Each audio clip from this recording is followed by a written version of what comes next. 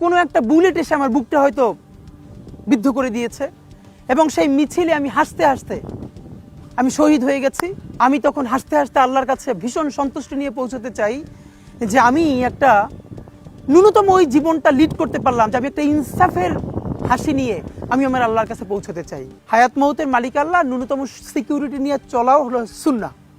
কিন্তু আমাদের লড়াইটা হলো, আমার মা স্বাভাবিকভাবেই কান্নাকাটি করেন, আমার পরিবার সবাই। তো আমি আমার মাকে বলেছি যে দেখো, মানে আমরা যে লড়াই নেমেছি, আমার একটা মনে হয় কি কোনো রাজনীতিবিদের না বাসায় মৃত্যুটা হইতে পারে না, এটা কোনো ভালো মৃত্যু না। যিনি রাজনীতি করেন, যিনি লড়াই করেন, যিনি বিপ্লবী, যিনি সংগ্রামী, তার মৃত্যুটা হবে একটা সংগ্রামের মধ্য দিয়ে, একটা রাজপথে, একটা গ্লোরির মৃত্যু।